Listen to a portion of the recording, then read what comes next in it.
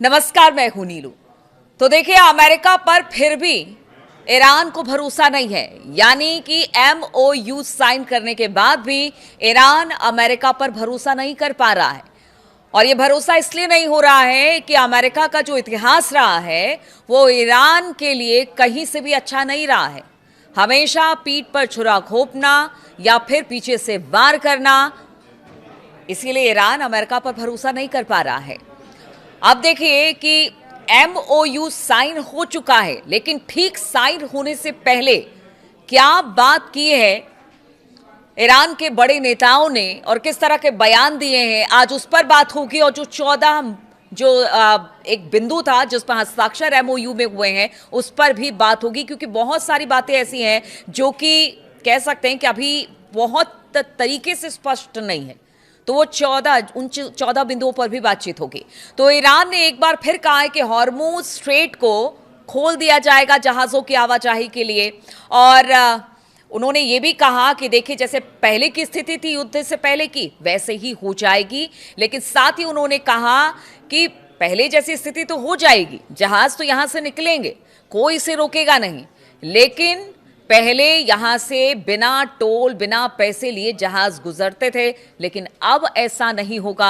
इसलिए उन्होंने कहा कि आवाजाही तो होगी, लेकिन युद्ध के पूर्व जैसी आवाजाही नहीं होगी। ईरान के मुख्य वार्ताकार मोहम्मद बाकर गालिबाफ ने कहा कि अमेरिका के साथ हुए समझौते के तहत जहाजों को केवल 60 दिनों तक फ्री गुजरने की अनुमति होगी और इसके बाद तेहरान हॉर्मुज स्ट्रेट से गुजरने वाले जहाजों से शुल्क लेगा।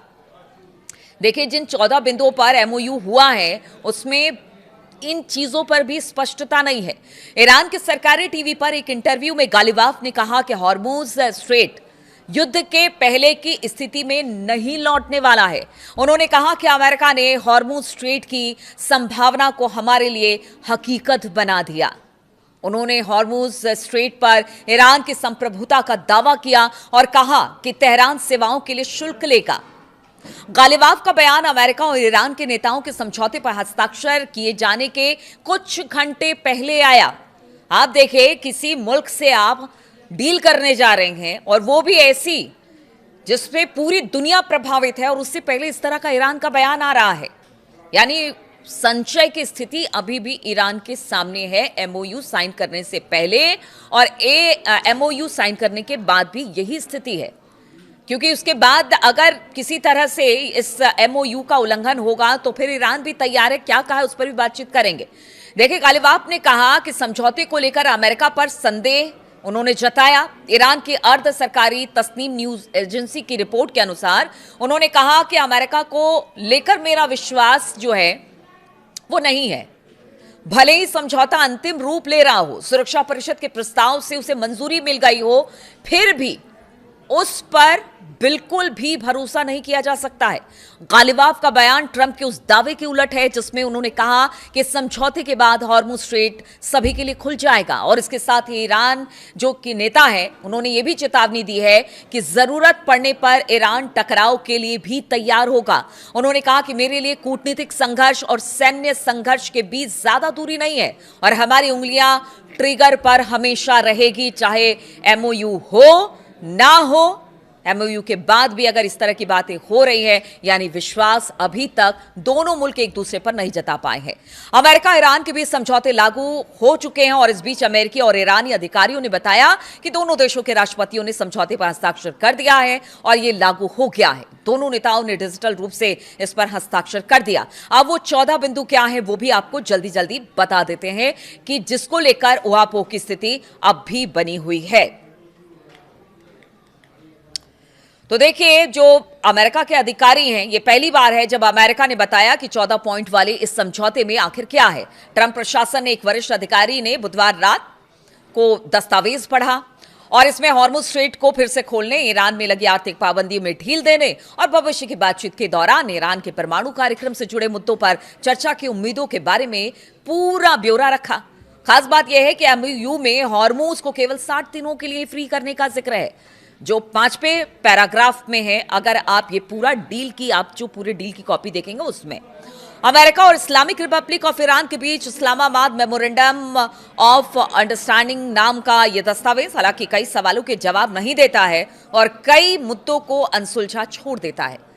अब आपको बताते हैं कि क्या है वो पूरे के पूरे पॉइंट। और इसका पहला पॉइंट है, इसके पहले पैराग्राफ में कहा गया है कि अमेरिका, ईरान और उसके सहयोगी लेबनान समेत सभी मोर्चे पर सैन्य कार्रवाई तुरंत और हमेशा के लिए बंद हो जाएगी। वो ये भी तय करते हैं कि अब से वो एक दूसरे के खिलाफ कोई युद्ध या फिर सैन्य कार्रवाई शुरू नहीं करेंगे और ना ही एक दूसरे के खिलाफ बल प्रयोग करेंगे या फिर बल प्रयोग की धमकी देने की जैसा कोई कदम उठाएंगे। दूसरा बिंदु, संयुक्त राज्य अमेरिका और इस्लामिक रिपब्लिकन ऑफ ईरान एक दूसरे की संप्रभुता और क्षेत्रीय अखंडता का पूरा सम्मान करेगा और एक दूसरे के आंतरिक मामलों में दखल नहीं देगा। तीसरा, अमेरिका और ईरान अधिकतम 60 दिनों में बातचीत करके अंतिम समझौते तक पहुंचेगा, इसका वादा किया गया। आपसी सहमति से इस समय सीमा को बढ़ाया जा सकता है।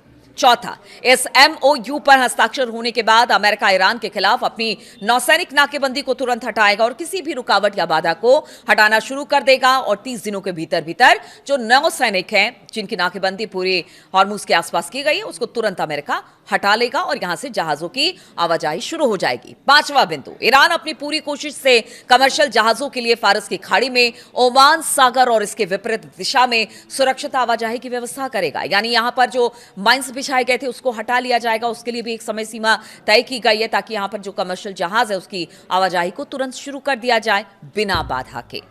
तो ये हो गया। अब आगे की बातचीत की बात की जाए तो देखिए, हॉर्मुज जो स्ट्रेट है उसको भविष्य में प्रशासन और समुद्री सेवाओं के लिए तय करेगा और इसमें फारस की खाड़ी में सटे अन्य देशों के साथ भी चर्चा की जाएगी और लोग जो ये पूरा अंतर्राष्ट्रीय कानून है उसको यहां पर लागू किया जाएगा। यानी एक तरह से कह लीजिए कि हॉर्मुज को लेकर सहमति करीब करीब बन गई है, लेकिन 60 दिनों पर और 60 दिनों के बाद क्या, इस पर अभी भी संशय की स्थिति है। छठा पॉइंट, अमेरिका अपनी क्षेत्रीय सहयोगियों के साथ मिलकर ईरान के पुनर्निर्माण और आर्थिक विकास के लिए कम से कम 300 अरब डॉलर के एक पद की और आपसी सहमति वाली योजना तैयार करने का वादा करता है। इसे लागू करने का तरीका अंतिम समझौते के हिस्से के तौर पर 60 दिनों के भीतर तय कर दिया जाएगा। सातवीं बात, अमेरिका फाइनल डील के तहत ईरान में लगे सभी तरह के प्रतिबंध हटाएगा। इसमें संयुक्त राष्ट्र सुरक्षा परिषद IAEA के बोर्ड ऑफ गवर्नर्स के प्रस्ताव और अमेरिका के सभी एक तरफा प्रतिबंध शामिल होंगे। यानी यहां पर भी बम की स्थिति में ईरान है। आठवां, ईरान ने वादा किया कि वो परमाणु हथियार नहीं खरीदेगा और ना ही बनाएगा। अमेरिका और ईरान जमा किए गए जो इनरिच्ड यूरेनियम है उसके निपटारे के लिए ऐसे तरीके पर सहमत हुए हैं जो आपसी सहमति से तय होगा। इसमें IAEA की देखरेख में साइट पर ही मटेरियल को डाउन ब्लेंड करने का तरीका अपनाया जाएगा। नौवां, फाइनल डील होने तक अमेरिका और ईरान मौजूदा स्थिति बनाए रखने पर सहमत हुए हैं। ईरान अपने परमाणु कार्यक्रम की मौजूदा स्थिति बनाए रखेगा और अमेरिका कोई नया प्रतिबंध नहीं लगाएगा और न इस क्षेत्र में अतिरिक्त सेना किसी तरह की तैनाती होगी। 10वां, अमेरिका ने वादा किया कि हस्ताक्षर होते ही प्रतिबंध हटाने तक अमेरिका वित्त विभाग ईरानी कच्चे तेल, पेट्रोलियम उत्पादों और बैंकिंग लेन देन आदि जैसी संबंधित सेवाओं के निर्यात के लिए छूट जारी करेगा।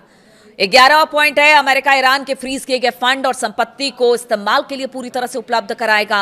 अमेरिका और ईरान बातचीत के लिए जो इस दौरान जो फंड को जारी करने से जुड़ी प्रक्रियाओं पर आपसी सहमति बनाएंगे और इसे ईरान के सेंट्रल बैंक द्वारा तय किए गए किसी भी अंतिम लाभार्थी को भुगतान के लिए पूरी तरह से इस्तेमाल करने लायक बनाया जाएगा। 12वां पॉइंट, अमेरिका और ईरान इस बात पर सहमत हुए हैं कि इस MOU के सफल इंप्लीमेंटेशन को लेकर अंतिम समझौते के भविष्य में पालन की निगरानी के लिए एक ऐसी टीम बनाई जाएगी जो इस पर पूरी तरह से निगरानी रखे।